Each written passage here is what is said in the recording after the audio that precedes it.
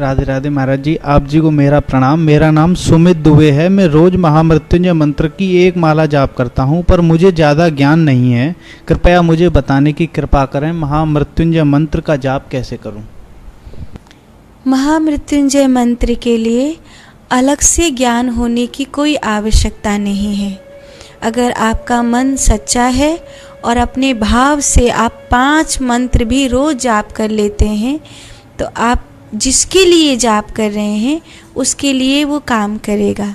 महामृत्युंजय मंत्र को जाप करते समय जो भी आपके मस्तिष्क में विचार चल रहा होता है, महामृत्युंजय मंत्र उसको बढ़ावा देता है।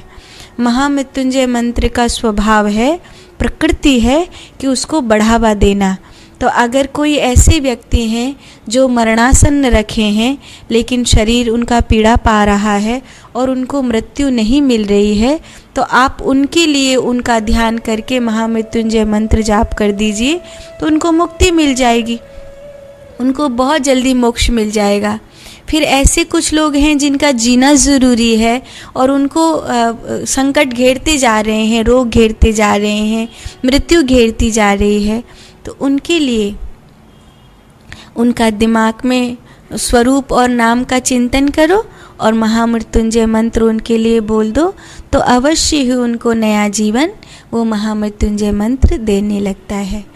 अगर आप एक ही आसन से कर रहे हैं, पवित्र मना हो करके कर रहे हैं, तो महामृत्युंजय बहुत लाभकारक है। लेकिन कभी भी किन्हीं व्यर्थ के विचारों के साथ महामृत्युंजय मंत्र नहीं करना चाहिए और बिना किसी विचार के साथ भी महामृत्युंजय मंत्र नहीं करना चाहिए।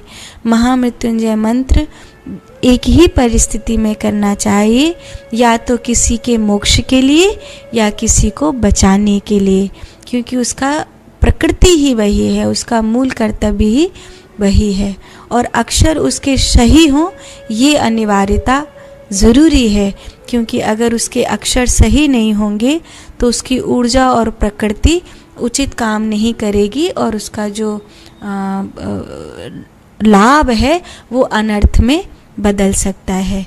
इसीलिए कभी भी महामृत्युंजय मंत्र को एक तो व्यर्थ जाप नहीं करना चाहिए, मजाक में कभी नहीं करना चाहिए, कोई अन्य किसी का चिंतन करते हुए नहीं करना चाहिए। जो आप चिंतन कर सकते हैं उसी चिंतन को साकार करने के लिए आपको महामृत्युंजय मंत्र करना होता है। अगर आपके मन में किसी व्यक्ति को बचाने की भावना है और आप उसके लिए महामृत्युंजय मंत्र कर रहे हैं, तो आपके भीतर 1% भी उसके अनर्थ की भावना नहीं आनी चाहिए, नहीं तो उसका अनर्थ उस महामृत्युंजय मंत्र से हो जाता है। इसीलिए कई बार आपने देखा होगा कि बहुत लोग शिकायत करते हैं कि हमने महामृत्युंजय मंत्र बिठाया फिर भी सामने वाला मर गया, और कई लोग कहते हैं कि हमने महामृत्युंजय पाठ कराया और व्यक्ति मरता मरता भी जिंदगी को पा गया। तो हम वहाँ पर यही दोष देते हैं कि उन आचार्य ने ठीक से किया, उन आचार्य ने ठीक से नहीं किया। इसलिए महामृत्युंजय मंत्र के शब्द सही होना अनिवार्य है। महामृत्युंजय मंत्र में चित्त का स्थिर होना ये अनिवार्य है और महामृत्युंजय मंत्र का लक्ष्य होना अनिवार्य है। तभी आप महामृत्युंजय मंत्र करिए, आपके लिए लाभदायक होगा। साधु।